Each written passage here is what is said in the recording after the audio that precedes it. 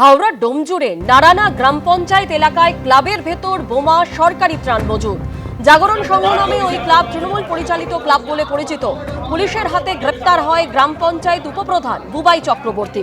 অভিযোগ, সরকারি ত্রাণ ও বোমা ক্লাব থেকে পাচার করা হচ্ছিল। ধরা পড়ার পর তৃণমূল নেতাকর্মীরা বোমা ও সরকারি ত্রাণ ফেলে পালিয়ে যায় বলে অভিযোগ। ফাঁসাচ্ছে বিজেপি। অভিযোগের উত্তরে দাবি ধৃত তৃণমূলের উপপ্রধানের।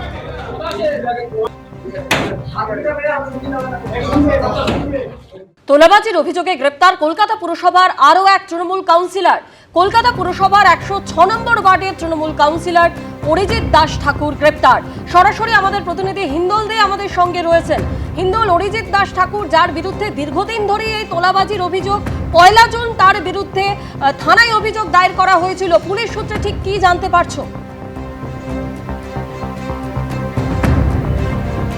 একেবারেই দেখো, গড়ফা থানার পুলিশ সূত্রে যেটা জানা যাচ্ছে যে 1 জুন একজন প্রমোটার এই গড়ফা থানায় একটা লিখিত অভিযোগ দায়ের করেন কলকাতা পুরসভার 106 নম্বর ওয়ার্ডের কাউন্সিলর অরিজিৎ দাস ঠাকুরের বিরুদ্ধে।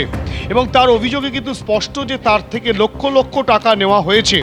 শুধু তাই নয়, যে অভিযোগ উঠে আসছে পুলিশ সূত্রে যেটা খবর, শুধু এই প্রমোটার নয়, একাধিক প্রমোটার তারা একত্রিত হয়েছেন এবং সাধারণ মানুষজন যারা বাড়ি করছেন তাদের বৈধ কাগজপত্র থাকা সত্ত্বেও তারপরে অরিজিৎ দাস ঠাকুর তাদের থেকে কিন্তু বিভিন্ন সময় তোলাবাজি করেছেন, তেমনটাই কিন্তু অভিযোগ। যেটা গড়ফা থানা পুলিশ সূত্রে খবর, যে প্রমোটার যেটা বলছে যে কয়েক লক্ষ টাকা তার থেকে নেওয়া হয়েছিল তোলাবাজি স্বরূপ।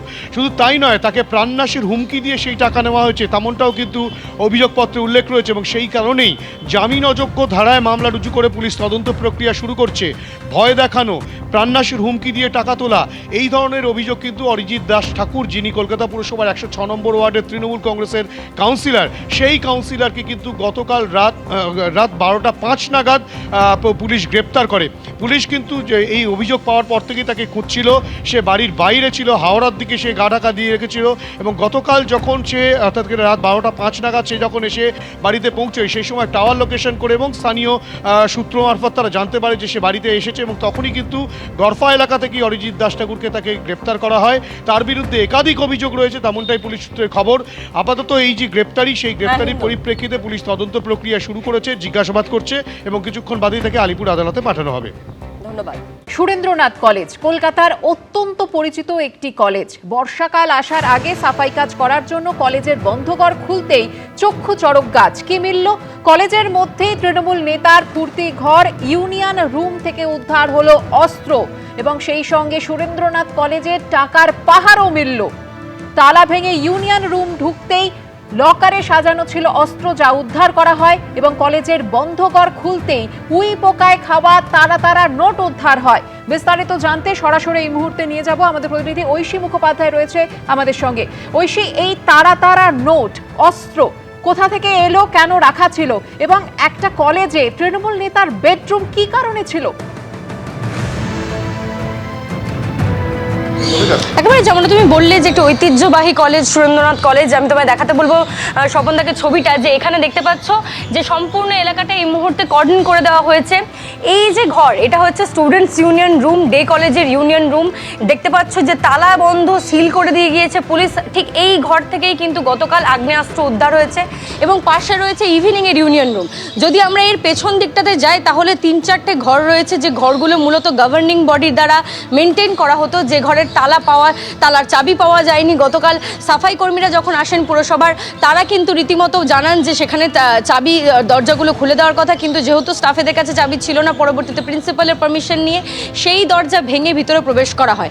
পরবর্তীতে তালা ভেঙে ভিতরে যখন পরিষ্কার কাজ শুরু করা হয়, তখনই কিন্তু সেখান থেকে 2টি ট্রলি বের করে নিয়ে আসা হয়। সেই 2টি ট্রলিতেই দেখা যায় লক্ষ লক্ষ টাকা, ইন্ডিয়ান কারেন্সি, এবং সেগুলো দেখা যাচ্ছে একেবারে উই পোকায় খেয়ে নিয়েছে, ব্যবহারযোগ্য নয়। একটাতে 500 টাকার বান্ডিলের ভর্তি, একটাতে দেখা যাচ্ছিল যে 100 টাকার বান্ডিলে ভর্তি।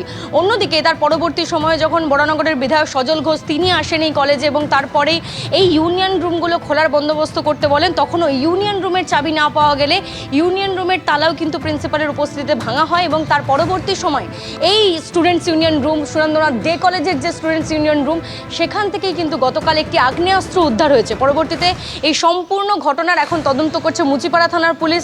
তারা তারা কিন্তু ঘটনাস্থল থেকে প্রত্যেকটি জিনিস সিজ করে নিয়ে গিয়েছেন, সিজার লিস্ট করা হয়েছে এবং তারই সঙ্গে কিন্তু এই বিষয়টাকে কেন্দ্র করে কলেজের কর্তৃপক্ষের পক্ষ থেকে দুজনের বিরুদ্ধে নাম করে কিন্তু ইতিমধ্যেই অভিযোগও দায়ের করা হয়েছে লিখিতভাবে।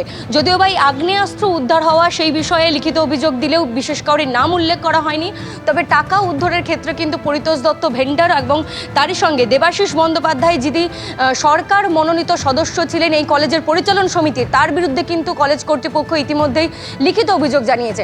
আমি আরেকটা ছবি দেখাতে বলবো তোমাকে স্বপনকে, যে এখানে দেখতে পাচ্ছ ছাদের ওপরে যে টিন দিয়ে ঘেরা অংশ, সেই অংশটাই হচ্ছে টেরেস ফ্যাসিলিটি, যেটা নয়না বন্দ্যোপাধ্যায়, সুদীপ বন্দ্যোপাধ্যায়ের উপস্থিতিতে উদ্বোধন করা হয়েছিল, তারা উদ্বোধন করেছিলেন। এবং এই টেরেস ফ্যাসিলিটি এই বছরের 2025 সালের এই 2026 সালের জানুয়ারি মাসে এটা উদ্বোধন করা হয় তড়িঘড়ি। এবং এই টেরেস ফ্যাসিলিটিতে একাধিক স্মার্ট রুম রয়েছে যেগুলো এখনও পর্যন্ত অ্যালট করা হয়নি, এবং তারই পাশে রয়েছে দুটি গেস্ট রুম, যে গেস্ট রুমের ছবি কালকে আমরা দেখিয়েছি বারংবার, যেখানে খাট থেকে শুরু করে আলমারি থেকে শুরু করে বাথরুম ফার্নিশড, এবং তার সঙ্গে যেটা দেখা যাচ্ছে যে এসি পর্যন্ত রয়েছে, শীতাতপ নিয়ন্ত্রিত দুটি রেস্টরুম, যেটা বলা হচ্ছে গভর্নিং বডির, কলেজ কর্তৃপক্ষ যেমনটা জানিয়েছে, গভর্নিং বডির রেকমেন্ডেশন ছিল যে দুটো গেস্ট রুম বানাতে হবে এবং সেই মোতাবেকই বানানো হয়। যদিও বা স্থানীয়রা যাদের চাপে গতকাল সেই গেস্ট রুম খুলতে বাধ্য হয় কলেজ কর্তৃপক্ষ, তারা জানিয়েছেন যে সেই দুটি ঘর মূলত দেবাশিস বন্দ্যোপাধ্যায় এবং তার ছেলে শিবাশিস বন্দ্যোপাধ্যায়। দেবাশিস বন্দ্যোপাধ্যায় এই কলেজের পরিচালন সমিতি অর্থাৎ গভর্নিং বডির গভর্নমেন্ট নমিনি অর্থাৎ সরকার মনোনীত সদস্য ছিলেন, এবং তার দাপটেই কিন্তু থরহরিকম্প এই বলা যেতে পারে এই সুরেন্দ্রনাথ কলেজের তিনি গভর্নিং বডির সদস্য ছিলেন। এবং তার পরবর্তী সময়ে দেখা যায় যে শিবাশিস বন্দ্যোপাধ্যায়, যিনি তার ছেলে, এই কলেজের ল কলেজের তিনি ছাত্র ছিলেন, পরবর্তীতে জিএস ছিলেন, এবং তারপরে কিন্তু তিনি এখানকার গেস্ট লেকচারার।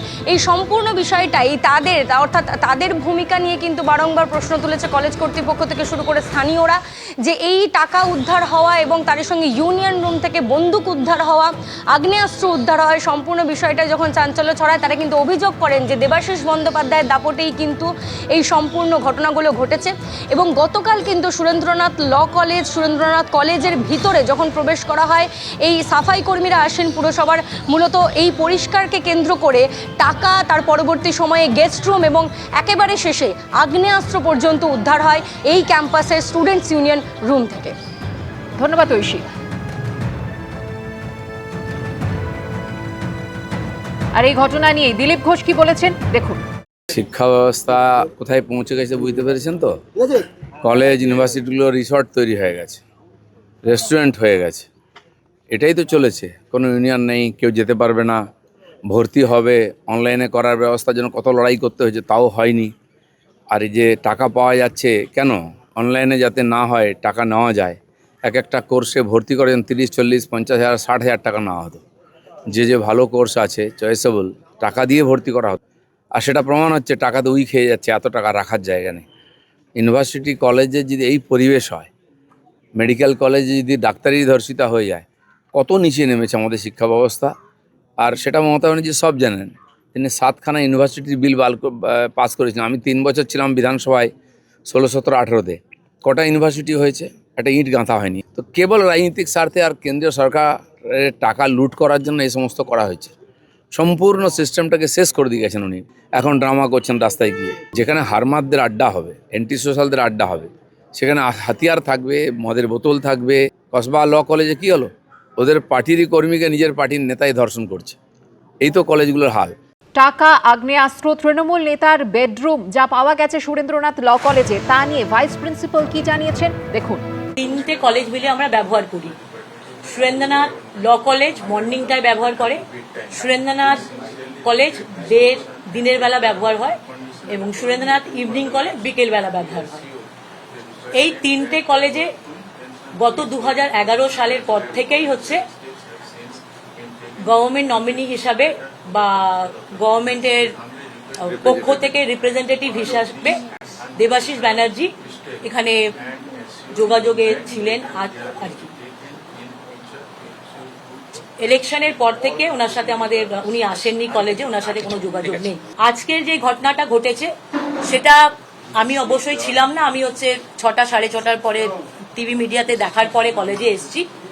তো এই 4টে কলেজের মধ্যে আমাদের বিভিন্ন ঘর ভাগ করা আছে, যেটা আমরা কমন মানে ইন্ডিভিজুয়ালি ব্যবহার করি, ক্লাসরুম আমরা সবাই ব্যবহার করি। তো সেটা আমাদের কমন আন্ডারস্ট্যান্ডিংয়ে, যেহেতু একটা বিল্ডিংয়ে 4খানা কলেজ চলছে, অ্যাডমিনিস্ট্রেটিভ পারপাসে, অফিসিয়াল পারপাসে বা ছাত্র সংসদের, যারা এখন তো ছাত্র সংসদ দীর্ঘদিন ধরে নেই, তো ব্যবহার করা হয়।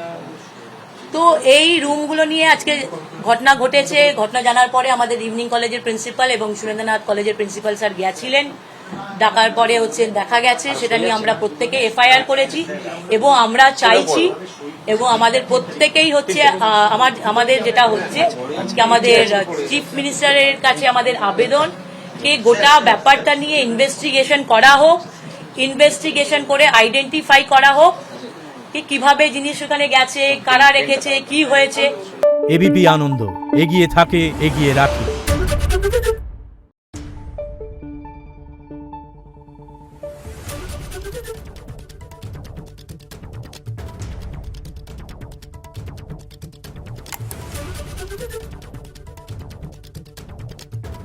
Thank you.